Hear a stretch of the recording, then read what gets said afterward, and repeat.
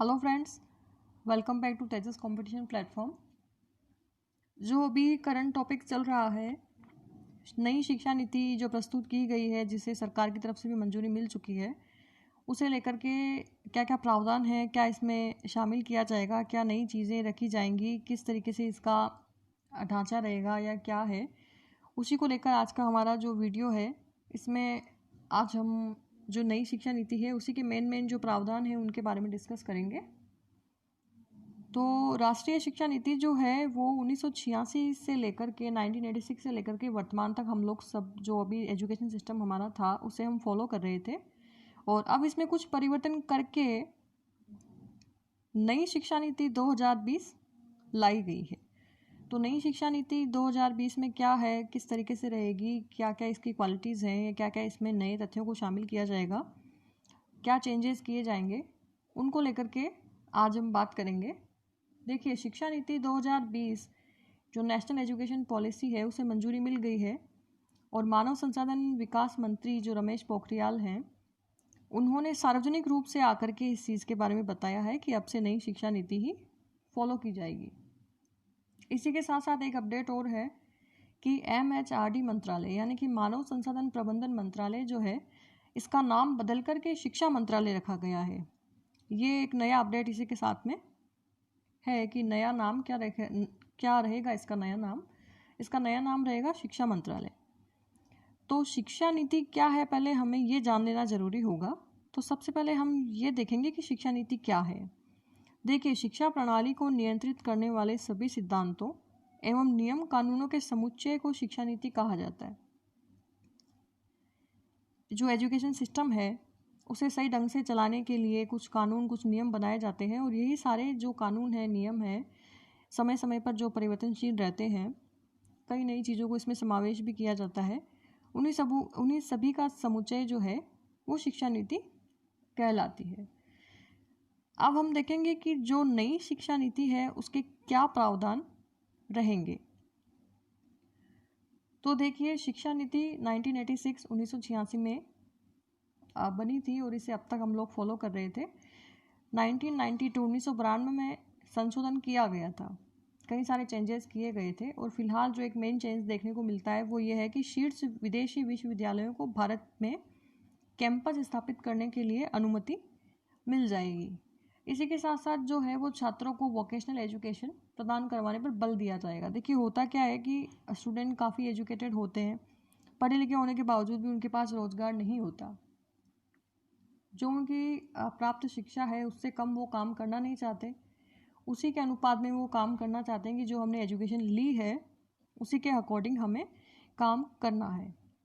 तो होता ही है कि इससे काफ़ी जगह हमें देखने को मिलता है कि बेरोज़गारी का सामना युवा वर्ग को करना पड़ता है, काफ़ी स्टूडेंट्स को, पढ़ा लिखा होने के बावजूद भी। तो जो है वो व्यावसायिक शिक्षा पर बल दिया जाएगा। इसी के साथ ही ऐसे शिक्षण संस्थानों की स्थापना पर भी बल दिया जाएगा जो कि व्यावसायिक जो स्टूडेंट्स को बनाती है या फिर जो व्यावसायिक शिक्षा प्रदान करवाती है। इसके साथ साथ इस नीति का जो लक्ष्य रहेगा वो ये है कि भारत को वैश्विक ज्ञान महाशक्ति के रूप में प्रदर्शित करना है। संपूर्ण जो विश्व है उसके समक्ष भारत को वैश्विक ज्ञान महाशक्ति के रूप में दर्शाना। तो क्या क्या इसके प्रोविजंस होंगे, अगर हम स्कूली शिक्षा के संदर्भ में बात करें तो जो वर्ष 3 से 6 साल तक के जो बच्चे हैं उनके लिए अर्ली चाइल्डहुड केयर एजुकेशन का प्रावधान रहेगा। वैसे भी हमारे यहाँ आंगनबाड़ी वगैरह की व्यवस्था रहती है जहाँ बच्चे जाते हुए हैं, और फिलहाल इसका जो रहेगा प्रावधान नई शिक्षा नीति के अनुसार वो ये रहेगा कि बच्चे को अर्ली चाइल्डहुड केयर सेंटर, वहाँ आप 3 से 6 वर्ष के बच्चों को भेज सकते हैं, और 5 साल से कम उम्र का जो बच्चा है उसके लिए बाल वाटिका का प्रावधान किया जाएगा। NCERT द्वारा फाउंडेशन लिटरेसी और न्यूमरेसी नेशनल मिशन भी शुरू किया जाएगा। एक राष्ट्रीय स्तर पर NCERT द्वारा कार्यक्रम चलाया जाएगा शिक्षा को बढ़ावा देने के लिए। इसी के साथ साथ जो कक्षा 9 से 12 की पढ़ाई का ढांचा है, और जो बच्चों की जो कम स्तरीय पढ़ाई का ढांचा है उसमें परिवर्तन किए गए हैं। पहले जो हमारा ढांचा रहा करता था स्टडी का वो 10+2 था, जो आधार था। पुरानी वाली शिक्षा नीति के अनुसार 10+2 का आधार था, लेकिन अब 5+3+3+4 का प्रावधान इसमें रखा गया है। अब इसका क्या मतलब है वो हम कुछ इस तरह से समझेंगे कि जो पहले 5 साल है बच्चे के वो प्री प्राइमरी स्कूल, इसमें से भी 3 साल जो रहेंगे वो कंप्लीट प्री प्राइमरी स्कूल, इसके अलावा 2 साल जो है वो पहली और दूसरी कक्षा, इसके बाद है +3 यानी कि कक्षा 3, कक्षा 4 और कक्षा 5। इसके बाद में फिर से है +3, इसमें पुनः 3 कक्षाएं शामिल होंगी, कक्षा 6, कक्षा 7, कक्षा 8 और आखिर में है +4 यानी कि कक्षा 9, कक्षा 10, कक्षा 11 और कक्षा 12। जो 10+2 का जो फॉर्मेट था वो कंप्लीट अब पुराना हो चुका है और उसे चेंज करके उसके स्थान पर 5+3+3+4 फॉर्मेट लागू हो जाएगा और ये रहेगा 3 वर्ष से लेकर के 18 वर्ष के बच्चों के लिए। बच्चों में स्किल डेवलपमेंट के कोर्सेज शुरू किए जाएंगे, बच्चों को कौशल बनाने के लिए इस तरह के कोर्सेज की शुरुआत की जाएगी। एक्स्ट्रा करिकुलर एक्टिविटीज़ जो हैं उन्हें मुख्य करिकुलम में जोड़ा जाएगा। मेनली होता यह है कि बच्चों को किताबी ज्ञान के आधार पर सीमित कर दिया जाता है, रटने पर बल दिया जाता है, बच्चा रट करके याद करके एग्ज़ाम में जाता है, मार्क्स लेकर आता है। अब ये स्ट्रक्चर जो है वो चेंज होने वाला है और जो उनकी जो पाठ्य सहगामी क्रियाएं होती है बच्चों की, जो खेल कूद है या इसके अलावा भी और भी कई तरह के कौशल हैं, उन्हें मुख्य पाठ्यक्रम में शामिल किया जाएगा। जो व्यावसायिक शिक्षा रखी जाएगी वो कक्षा 6 से प्रारंभ हो जाएगी। वोकेशनल एजुकेशन जिसे हम कहते हैं वो कक्षा 6 से शुरू होगी। नई नेशनल करिकुलम फ्रेमवर्क तैयार की गई है जिसके अनुसार बोर्ड एग्ज़ाम जो है 2 पार्ट्स में डिवाइड होंगे। यहाँ एक सबसे बड़ी बात जो है बताने लायक वो यही रहेगी कि 10th बोर्ड अब समाप्त हो जाएगा, क्योंकि बोर्ड एग्ज़ाम्स को लेकर के बच्चे मेंटली काफ़ी प्रेशर में रहते हैं, कई बच्चे डिप्रेशन तक में चले जाते हैं, कई बच्चों को काफ़ी तकलीफ भी होती है।